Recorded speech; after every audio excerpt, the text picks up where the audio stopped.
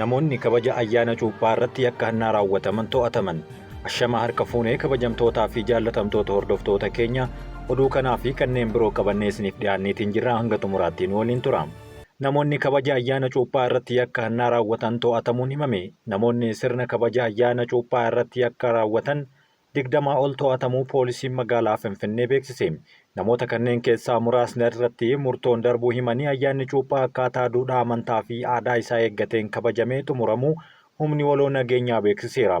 Ayyaana kataraa irraa eegalamee hojiin teeknooloojiin deeggaramee hojjetamaa turuu ibsameera. Hoggantootaa fi miseensota milkaa'ina hojichaaf gumaacha godhan galateeffataniiru. Kabaja ayyaanichaa irratti namoonni dhuunfaa yakka hannaa raawwatan to'annoo jala ooluun dhimmi isaanii qoratamaa jiraachuu himaniiru. Namoota yakka hannaa raawwachuun harkaaf harkatti qabaman irratti adabbiin darbuu ibse. Bilbiloonni akaakuu garaagaraa harkaa fi harkatti to'atamuu himuun ragaan poolisii magaalaa Finfinnee irraa argame ni mul'isa. Balaa tiraafikaan lubbuun namoota 7 darbuun himame. Naannoo Tigraay aanaa Killittee Awulaalootti balaa tiraafikaa mudatee lubbuun namoota 7 darbuun himame. Balichi konkolaataa minibaasii Haawuzeen irraa gara Magaaleetti imalaa ture daandii faallaan konkolaataa deddeebisa uummataa dhufaa jiru waliin walitti bu'uun kan mudate ta'uun eerame. Balichaan lubbuu namootaa darbeetti dabalatan namoota 6 irra miidhaan qaqqabuu ragaan poolisii naannichaa irraa argame ni mul'isa. Uummata miiliyoona 10 ol hirmaachisuun daagaa kiiloomeetira miiliyoona 1.2 hojjechuuf karoorfame jedhan Pireezidaantii Shimallis Abdiisaa. Naannoo Oromiyaatti uummata miiliyoona 10 ol hirmaachisuun daagaa kiiloomeetira miiliyoona 1.2 hojjechuudhaaf karoorfamuu Pireezidaantiin naannoo Oromiyaa Shimallis Abdiisaa himan. Pireezidaantii Shimallis ibsaa gama miidiyaa hawaasummaa isaatiin baasaniin bulchiinsa qabeenya uumamaa itti fufiinsa madaallii naannawaa eege mirkaneessuuf dhimma filannoo hin qabu jechuun dubbateera. Baruma kana gama tokkoon sagantaa ashaaraa magariisaa gama birootiin misooma sululaa xiyyeeffannoo addaatiin raawwachuu qabna jechuun dubbatanii hojii bal'aa fi humna guddaa gaafatu hirmaannaa cimaa uummata keenyaa malee kan milkaa'uu miti jechuun dabalaniiru. Hirmaannaa uummanni keenya taasiseen bu'aa argamsiiseen mootummaan naannoo Oromiyaa beekamtii ol aanaa ni kenna jechuun dubbataniiru. Sululoonni manca'anii turan misooma dammaa nyaata beeyladaa muduraalee fi qurxummii akkasumas xaawulaa fi kanneen kana fakkaataniin dargaggootaa fi dubartootaaf madda carraa hojii galii ta'aa jiru jechuun dubbataniiru. Walumaa galatti mancaatii caalu hambisuuf eegumsa madaallii uumamaa tumsuun milkaa'ina galmoota keenyaatiif bu'uura kaa'uu cinatti hawaasa idil-addunyaa biratti biyya keenyaaf maqaa gaarii horachuu dandeenyeerra jedhan. Bara kanas muuxannoowwanii fi jijjiirama waggootan darban argame cimsuun biyya magariisa dhalootaaf dabarsuun dhaadannoo qabeenya uumamaa eeguu kunuunsuu fi itti fayyadamuun dirqama dhaloota har'aati jedhuun karoora xiiqii qabaachuun hojii eegalleerra jedhan. Bara 2017 kanatti hojii sulula maqeessuu GPS fi GIS'n raawwatameen sululoota 6,465 qabnu keessaa sululoonni 5,660 kan maqeeffaman yoo ta'u kanneen hafanis xumuruuf xiyyeeffannoon hojjechaa jirra jechuun barreessaniiru. Karoora hojii nafootiin sululoota 6,465 keessatti lafa hektaara miiliyoona 3,200 fi 32,000 ol misoomsuun jalqabameera jedhaniiru. Hojiin kun akkuma yeroo maraa bara kanas hirmaannaa uummataa kan barbaadu ta'uu dubbatanii bara kanas uummata miiliyoona 10tti dhihaatu gama tajaajila lammummaatiin hirmaachisuuf karoorfanneerra jedhan. Ergamni kun ergama hambaa uumama keenyaa haala amansiisaan oolchuu hiyyummaa seenaa taasisuu fi imala keenyaati jedhaniiru. Dhumarrattis uummanni keenya kabajamaan akkasumas dhimmamtoonni misoomaa keenya hundi karoora eegereen dhaloota murteessuu kana gama daneessaan hundaan tumsuudhaan gahee keessan akka bahattan waamicha kabajaa isiniif dhiyeessa jechuun dubbataniiru. Pireezidaantii Doonaald Tiraamp kakuu pireezidaantummaa raawwachuun aangoo qabatan. Doonaald Tiraamp pireezidaantii Ameerikaa 47ffaa ta'uun kakuu raawwataniiru. Pireezidaantii Tiraamp Washingtan DC'tti kan argamu galma Kaapitool Hiilitti sirna kakuu raawwachuun hojiilee bara aangoo pireezidaantummaa isaanii hojjetan ilaalchisuun haasawaa taasisanii turan. Pireezidaantichi haasawaa taasisaniin naannawa daangaa Meeksikoo irratti daddabarsa baala sammuu namaa hadoochuu to'achuuf labsii yeroo ariifachiisaa akka labsan akeekkachiisan. Bulchiinsi isaanii tokkummaa fi bilisummaaf kan hojjetu ta'uu eeranii mootummaan isaanii keessatti lammiileen Ameerikaa hidda dhaloota Afrikaa, hidda dhaloota Eejiyaa qaban akkuma lammiilee Ameerikaa biroo hirmaannaa diinagdee siyaasaa fi hawaasummaa akka qabaatan ibsaniiru. Ameerikaan hariiroo dippiloomaasii biyyoottan addunyaa biroo waliin qabdu nagaa irratti kan bu'uureffatte ta'uu himanii biiroo pireezidaantummaa seenuun dura waliigaltee dhukaasa dhaabuu Israa'elii fi Gaazaa gidduutti geggeeffameef dhiibbaa taasisaa turuu isaanii yaadachiisan. Ameerikaatti qaala'insi gatii mul'atu hir'isuuf keessumaa gatii boba'aa akka hir'atu taasisuuf kan hojjetan ta'uu himuun damee maanufakcharingiif dandeettii qabnu guddisuuf Ameerikaa dhiyeessituu anniisaa olaantuu taasisuuf kan hojjannudha jechuun dubbataniiru. Yeroo dhiyootti maqaa galoo galaana Meeksikoo gara galoo galaana Ameerikaatti akka jijjiiran kan dubbatan Tiraamp kaayyoon keenya ijoon biyya badhaatee fi bilisummaa qabdu uumuudha jechuun kaasaniiru. Tiraamp dhimma baha giddu galeessaa irratti nama nagaa buusuu fi tokkummaa uumaman jechuun ta'a jedhanii akeekaniiru. Tiraamp akkuma aangoo qabataniin Ameerikaan dhaabbata fayyaa addunyaa keessaa akka baatuuf ajaja dabarse. Pireezidaantiin Ameerikaa Doonaald Tiraamp Ameerikaan adeemsa dhaabbata fayyaa addunyaa kan Dr. Teediroos Adhaanoom durfamu keessaa baasuun akka jalqabamuuf ajaja pireezidaantii mallatte. Pireezidaantiin Ameerikaa haaraa kakuu raawwatan kun akkuma Waayit Haawus deebi'aniin booda sanada kana yeroo mallatteessanitti dubbataniiru. Kunis tarkaanfiiwwan hedduu guyyaa jalqabaa aangoo itti fudhatanitti ajajaawwan pireezidaantummaa mallatteesse keessaa isa tokkodha. Kunis Tiraamp yoo Ameerikaan dhaabbata fayyaa addunyaa keessaa akka baatuuf ajaja dabarsan kan yeroo lammataati jedhaniiru. Tiraamp yeroo weerara vaayirasii koronaa akkaataa qaamni idil addunyaa kun COVID-19 itti qabe qeequudhaan US dhaabbata Jeenevaatti argamu kana keessaa akka baatuuf adeemsa eegalee turuun ni yaadatama. Tarkaanfii ajaja kana guyyaa aangoo isaa qabatan irratti mallatteessuun isaas Ameerikaan karaa idileetiin ejensii idil addunyaa kaan keessaa akka baatu kan agarsiisudha.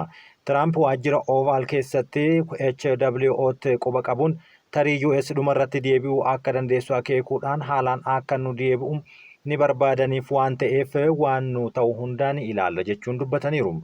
Ajajni kun Ameerikaan ofirraa ba'aa akka jirtu kan ibsee dhaabbanni kun weerara COVID-19 kun waan Chaayinaa fi rakkoo fayyaa addunyaa biroo irraa ka'e haala sirrii hin taaneen qabachuu ishee haaromsa tattamaan barbaachisu fudhachuu dhabuu ishee fi waan hin mallee ittisaa bilisaa ta'uu agarsiisuu dadhabuu ishee irraa kan ka'e jedhan dhiibbaa siyaasaa biyyoota miseensaa HWO qaban waliin kan wal qabsiisanidha.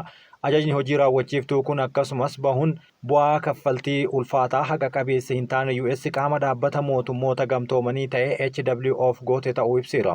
Tiraamp dhaabbanni HWO yeroo weerara vaayirasichaa akkaataa qajeelfama itti baaseen Chaayinaadhaaf kan loogii qabudha jechuun himatee ture. Bulchiinsa Baayiden jalatti Ameerikaan deeggartuu HWO ta'uun kan itti fufte yommuu ta'u bara 2023 baajata eejensichaa kan gara harka tokko shan keessaa gumaachitee turteerti. Baajanni waggaa dhaabbata kanaa doolaara biiliyoona 6.8 paawundii biiliyoona 5.5dha. Ogeessonni fayyaa uummataa murtee Tiraamp HWO keessaa bahuuf taasise kana qeequudhaan Ameerikaanotaaf balaa fayyaa qabaachuu danda'a jechuun akeekkachiisaniiru.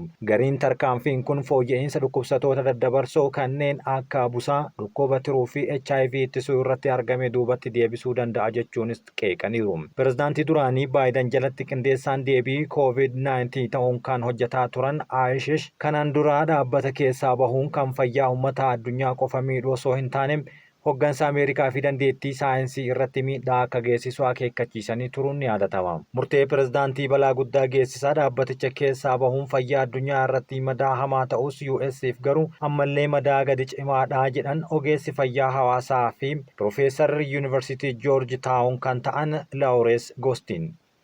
Filisxeemonni gara qe'ee isaanii irraa buqqa'anitti deebi'aa jiru. Waraanni Israa'elii fi Hamaas gidduutti baatii 15 oliif ture booda waliigalteen dhukaasa dhaabuu hojiirra ooluun lammiileen Filisxeem hedduun isaanii gara qe'ee irraa buqqa'anii turanitti deebi'aa jiraachuun himama. Waraanni baqa ajjechaa fi gidiraa hedduuf isaan saaxile kun dhaabbachuutti gammachuu qabatanillee gama biraan ammoo manaa fi naannoo isaanii barbadaa'ee firaa fi aantee isaanii caccabaa gamoo sanaa jalatti lubbuun isaanii darbe yaadachuun miira gaddaa fi gammachuu waliin keessummeessaa jiru. Filisxeemonni hedduun Gaazaa keessatti daandii gamoowwan caccabanii fi mandara diigame keessaa heddummaatanii wayita yaa'aa turan waan arganiif kan ka'e abdiin mana isaaniitti deebi'uuf ergaa qabanillee haala isaan itti uume yaadachuun imimmaan isaanii itti fufaa jiru. Magaalaa kaaba Gaazaa kan taate buufata baqattoota guddaa taatee Jabaliyaa keessatti suuraa fi viidiyoowwan jiraattota keessa deeman naannoo fi gamoowwan barbadaa'etti mul'ata. Kaampii Jabaliyaa yeroo tokko Filisxeemonni 250 ol keessaa kan jiraatan yommuu ta'u, yeroo waraanaa sanatti duula waraanaa Israa'el isa guddaa fi cimaa ta'e raawwatameen lammiileen Filisxeemotaa 4,000 siqan akka ajjeefaman ministeerri fayyaa Hamaasiin geggeeffamuu gabaasee ture. Akkasumas gara Jabaliyaa kan deebi'aa jiran keessaa Huseen Aawudaa namni ispoortii ulfaatinaa ol kaasum irratti hirmaatu imala isaa magaalaa Gaazaatti deebi'uu ilaalchisee yaada Aljaziiraadhaaf kenneera. Ispoortii ulfaatinaa kan kaasu kanaan sadarkaa idil addunyaatti Filisxeemonni bakka bu'ee kan hirmaate yommuu ta'u jalqaba waraana kanaatti miseensota maatii isaa 10 dhabeera. Magaalaa Kibba Khan Younis keessatti argamtu loltoonni Hamaas hidhannoo qaban daandii irratti walitti qabaman gammachuu fi dhaadannoo dhageessisaa akka turan dhaabbanni oduu Reuters gabaasisaa keessatti hiriira. Hidhattoonni Hamaas uffata hidhannoo uffatanii haleellaa Israa'el ofirraa eeguuf ji'ootaaf bakka ijaan hin mul'anne dhokatanii turan amma naannoo tokko tokkotti mul'achaa jiru. Lammiileen Gaazaas gara magaalaa Kibba Raafaa naannoo daangaa Masrii jirtutti socho'aa turan keessaa Muhammad Suleemaan galanni Rabbi haa ga'u jechuun oduu dhukaasa dhaabuun hojii irra abdii fi gammachuu isaa Rooyitersitti himeera. Israa'el magaalaa Kibba Gaazaa keessatti haleellaa jalqabuun dura akeekkachiisa jiraattonni akka baqatan kennuun namoonni hedduun magaalattii gadi dhiisuun baqatanii turuun kan yaadatamudha. Raafaa keessatti gaazexeessaan gaazexaa Filisxeem Al-Ayyaam kan ta'e Muhammad Al-Jamal kasaaraa gahee ilaalchisee waan isarratti ga'e qooduun wanti hundi akkasitti daaraa ta'e jechuun gabaasee ture. Amma waliigalteen dhukaasa dhaabuu hojiirra ooluu jalqabeera. Namoonni gama lachuu hidhaa turan gadhiifamaa jalqabaniiru. Wanti hunduu akka milkaa'uun kadhanna jechuun dubbateera. Erguma waliigalteen taasifame sa'a muraasa gidduutti lammiileen nagahaa Filisxeem ajjeefaman 19 kan ta'uu fi ammallee sodaa qabaachuu araarri kun duubatti deebi'ee dararaan sun nutti deebi'a jechuun sodaa qaban Filisxeemonni himaatiin jiru. Haati gaazexeessaa lammii Ameerikaa Austin Tice kan bara 2012 imala gabaasaa osoo jiru Sooriyaa keessatti butamuun yeroo dheeraaf butamee ture keessaa tokko taatu waggoota 10 booda yeroo jalqabaatiif barbaachaaf imala ishee gara Sooriyaatti deebifteerti. Daawwannaa Dabra Tice kun kan dhufe kufaatii mootummaa Bashiir al-Assad ji'a darbee haleellaa finciltootaan raawwatameen boodadha. Ilmi ishee kun yeroo ammaa kanatti umriin isaa waggaa 43 yoo ta'u waraansa Sooriyaa gabaasuuf naannoo Damaasqoo Daarayyaa keessa osoo deemaa jiru to'atamee ture. Odeeffannoo qabna turre garuu addunyaan guutuun jijjiirameera jechuun gaaffii fi deebii magaalaa guddoo Sooriyaa Damaasqootti taasifteen Assad aangoo irraa kaafamuu eeruun dubbatteerti. Taayis yeroo dhumaatiif kan mul'ate erga qabamee torbaan muraasa booda viidiyoon toora intarneetii irratti maxxanfame irratti yommuu ta'u ijaarsa hidhamee fi haala dhiphina keessa jiru fakkaachuun ture. Waggootaan darban keessa qondaaltonni Ameerikaa Taayis mootummaa Asaadiin qabameera jedhanii amanuus garuu hanga ammaatti baduun isaa duuba mootummaan yookaan gareen tokkollee jiraachuu wanti dubbatan hin jiru. Akka gabaasa dhiheenya kana miidiyaalee Ameerikaa irratti ba'etti qorattoonni akka amananitti Taayis miseensa humna galaana US duraanii erga qabamee torban muraasa booda yeroo gabaabaaf biliqee ture garuu humnoonni kallattiin Asaadiif hojjetan deebi'ee qabameera jechuun dubbataniiru. Kabajamtootaa fi jaallatamtoota hordoftoota keenya oduun ammaaf isiniif qopheessine kanan gammaatti dhaggeeffattanidha. Waan nu dhaggeeffattaniif galatooma.